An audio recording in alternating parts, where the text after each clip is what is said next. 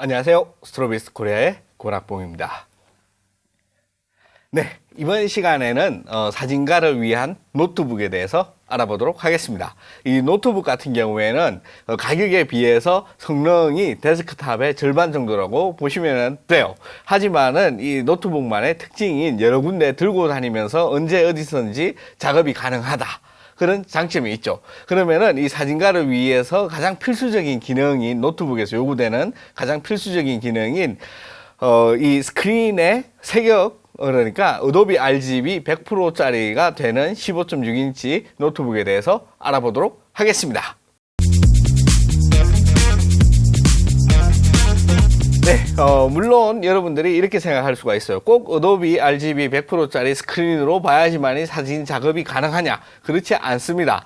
어떤 컴퓨터로는 이 사진을 작업을 할 수가 있고 이 라이트룸이라든지 포토샵이 돌아가는 모든 컴퓨터에서는 사진 작업이 가능을 해요. 그런데 왜 제가 이 사진가용 노트북에서 어도비 RGB 100%짜리 스크린만 골랐느냐? 이러면은 이게 아니라면은 굳이 사진가용 컴퓨터라고 할 필요도 없고 여러분들이 좋아하시는 어떤 노트북이든지 그냥 사가지고 쓰시면 됩니다. 그 차이밖에 없기 때문에 제가 굳이 이 어도비 RGB 100%짜리 이 노트북을 골라가지고 여러분한테 말씀을 드리는 거예요. 그런데 올해, 그러니까 2018년까지 이제 나온 거고, 2019년은 이제 금방 됐죠. 이 2019년 시점에서 이 많은 노트북 회사들이 어도비 RGB 100%짜리 스크린을 예전에 하던데도 이제 그만하고 많이 버렸어요. 왜 그런가 제가 생각을 해보니까 이게 영상을 하는 사람들은 이제 그 DCI P3 그 색역으로 다 넘어갔죠. 그게 훨씬 더 맞추기가 쉽기 때문에 그쪽으로 이제 생산하는 것들이 많아요. 그 다음에 이제 게임을 하는 사람들, 주로 노트북, 고성능 노트북의 거의 대부분 그 소비자들이죠. 이 게임을 하시는 분들 같은 경우에는 이 색역은 별로 중요하지 않아요. 이게 sRGB가 뭐 70%만 돼도 상관없어요. 대신에 이 주사율, 이 1초에 몇 번 이렇게 뭐 보여줄 수 있느냐 이래가지고 고성능 게임 노트북 같은 경우에 이제 144Hz라든지 뭐 96Hz라든지 이렇게 그 주사율이 굉장히 빠른 그런 노트북으로 다 넘어갔어요. 그래가지고 이 어도비 RGB 100%라는 게 일반인들한테는 이게 잘 개념이 이해가 안 돼요. 이게 뭐 색이 더 잘 보인다는 거야? 이게 뭐 더 좋게 보인다는 거야? 막 이렇게 생각하시는 분도 많고 마치 어도비 RGB 100%짜리다 이러면은 모든 사진이나 이런 게 훨씬 더 자연에 가깝게 보이는 줄 알고 뭐 그런 착각을 하시는 분들이 많아요. 엄밀히 말하면 맞는 말이기도 한데 그게 조금 다른 말이죠. 개념적으로 우리가 정해 놓은 이 범위 안에서 얼마만큼의 그 색상을 표현할 수 있느냐에 관한 문제이기 때문에 굉장히 조금 복잡합니다. 그 문제에 대해서는 이렇게 인터넷에 검색을 해보시면은 색역에 대해서 아마 잘 나와 있고 여러분들이 제 책 거기 그 포토샵 라이트룸 강의 거기 보시면은 아주 자세히 설명이 되어 있습니다. 네, 그 다음에 이제 사진가용 노트북에서 가장 중요한 두 번째가 뭐냐 이러면은 들고 다니면서 이 사진을 찍었을 때 용량 걱정 없이 이렇게 많은 사진을 여기다가 저장해 둘 수 있도록 저장 공간이 가장 중요합니다. 그래서 최소한 SSD가 이제 만약에 슬롯이 2개다 이러면은 그 포토샵이나 라이트룸을 사용할 때 스크래치 디스크나 뭐 카메라 로우 캐시 같은 경우 그런 걸로 사용할 수가 있죠. 그래가지고 굉장히 좋습니다. 2개 달린 게 더 좋다, 1개짜리보다는. 그 다음에 하드디스크가 달린 게 훨씬 더 좋다. 왜냐하면은 2테라짜리 아직 그 SSD 구하려면 많이 비싸죠. 그래가지고 하드디스크 같은 경우에 지금 2테라짜리가 한 10만원 그 밑으로도 살 수가 있으니까 그거를 여러 개 사가지고 들고 다닐 수도 있고 뭐 굉장히 싸게 이렇게 뭐 키니고 또 사진을 작업할 때 이게 그 하드디스크에 원본을 저장했다고 해가지고 속도가 많이 떨어지는 건 아니거든요. 그런 이유에서 하드디스크 장착이 되면은 훨씬 더 안 되는 것보다 좋다. 그게 제 기준입니다. 그 다음에 이제 기준에 빠진 게 뭐냐? 이러면 휴대성 얼마나 가볍냐, 아답터가 얼마나 이쁘게 생겼느냐, 디자인 뭐 여러 것저것 뭐 부수적인 모든 문제를 다 제거를 했어요. 다 그거는 상관없다. 상관없고 제가 말씀드린 그대로 스크린이 이제 어도비 RGB를 지원을 하느냐. 그 다음에 이제 얼마나 많은 저장 장치를 달 수가 있느냐, 이 두 가지입니다. 그리고 배터리 이런 거는 뭐 오래 간다 뭐 이러는데 인터넷 서핑 같은 거 말고 여러분들 그 노트북으로 작업해 보시면 아시겠지만은 배터리가 이제 다른 작업할 때보다 순삭이 됩니다. 순삭. 그래서 큰 의미가 없어요. 어댑터를 안 끼우면은 불안해가지고 작업이 잘 안 되니까 그 배터리가 얼마나 오래 가느냐 이런 그 일반인들이 많이 고려하는 그런 문제들은 고려 사항에서 다 뺐습니다. 그 다음에 왜 CPU는 뭐 말 안 하느냐 막 이러는데 이제 이 모바일용 CPU, 인텔의 모바일용 CPU 같은 경우에는 지금 그 최고로 좋다는 그게 뭐 i9 뭐 어쩌고 뭐 이런 애들 같은 경우에도 보통 데스크탑용의 한 3분의 2 정도 되면은 잘 나오는 겁니다. 그 정도가 지금 최고예요. 그러니까는 시네벤치로 봤을 때는 점수가 한 1200대 찍으면은 노트북 중에서는 가장 좋습니다. 그 중에 가장 낮은 거 뭐 아주 뭐 이렇게 좀 낮은 거 이런 애들은 한 700에서 800 정도 갑니다. 그 점수가. 근데 그 정도면은 뭐 이 노트북에서 뭐 발할 수 있는 거는 이제 그까지죠. 뭐 그 더 이상 발하려면은 이제 데스크탑으로 가야 됩니다. 그렇기 때문에 CPU가 이제 가격 차이는 많이 나지만은 지금 최신형 노트북, 특히 지금 제가 말씀드린 이런 워크스테이션이라든지 뭐 이런 노트북 같은 경우에는 항상 좋은 것들이 달려있기 때문에 특별히 신경을 많이 쓰시지 않으셔도 돼요. 만약에 CPU가 낮다 이러면 가격도 저렴해지니까 그렇게 손해보는 건 아닙니다. 그래서 이제 특별히 신경 쓰실 필요가 없다. 네, 그래서 이제 나온 게 뭐냐 이러면은 이제 델 XPS 9570이라고 해서 9570. 얘 같은 경우에는 이제 4K 모델에만 어도비 RGB 100% 세격이 지원이 됩니다. 가격은 다나와에서 이제 한 300만 원 정도 하기 때문에 굉장히 고가의 노트북입니다.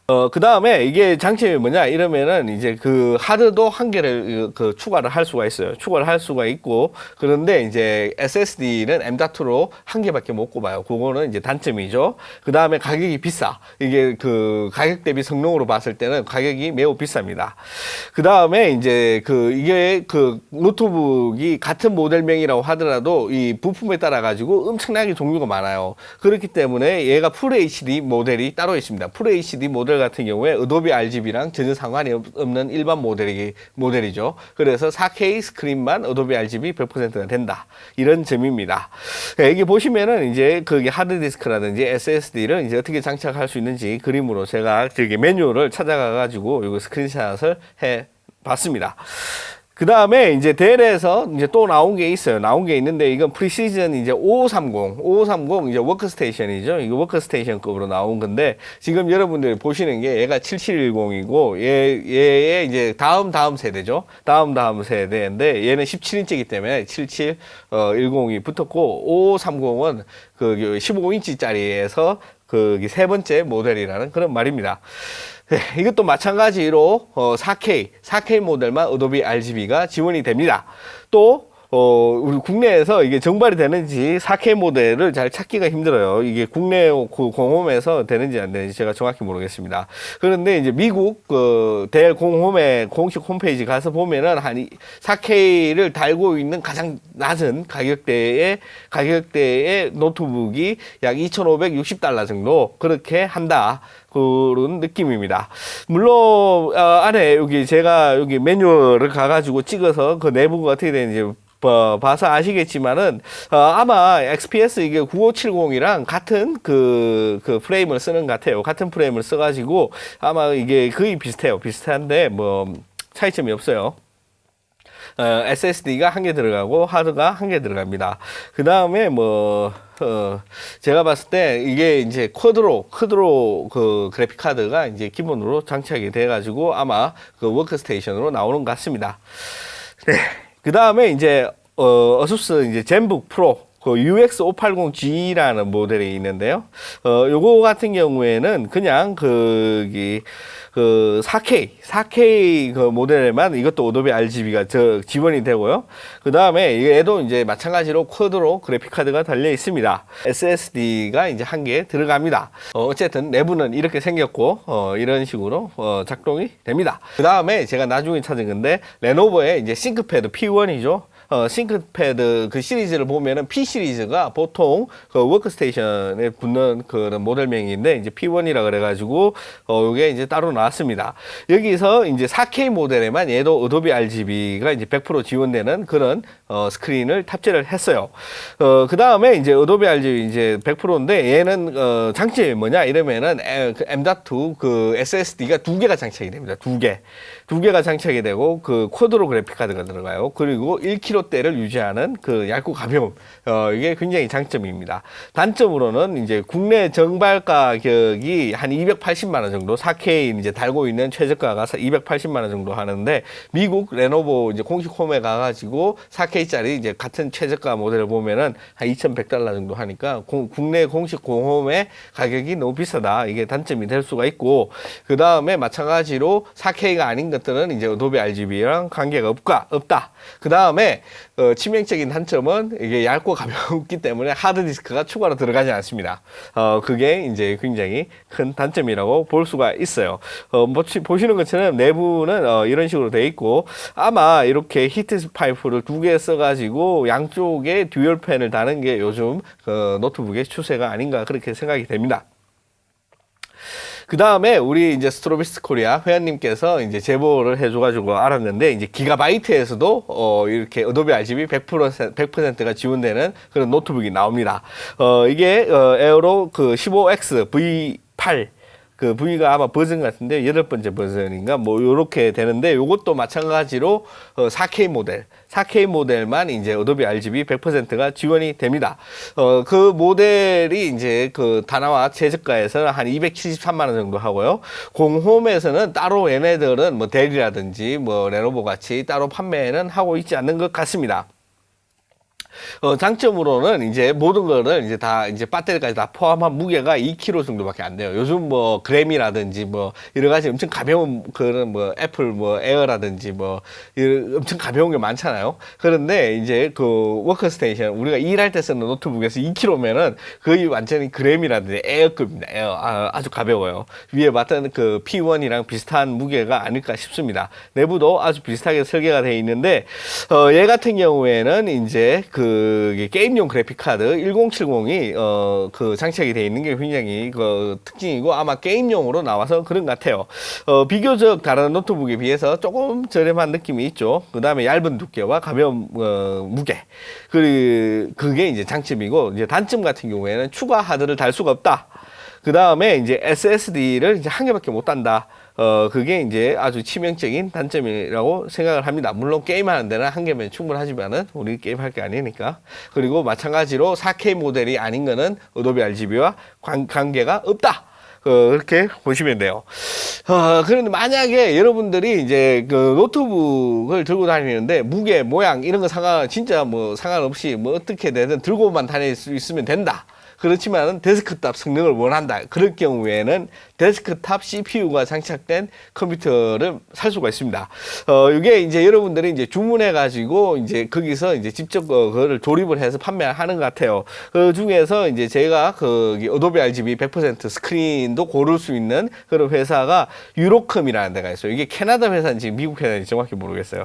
아무튼 여기 홈페이지에 가면은 주문을 해가지고 살 수가 있습니다.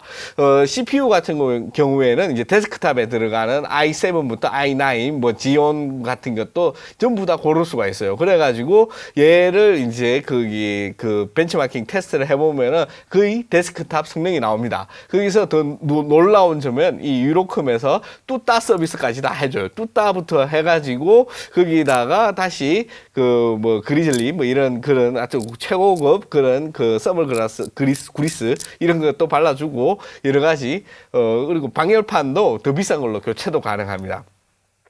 그 히트파이프 이런 거 말이죠. 그런 아주 재미있는 회사입니다.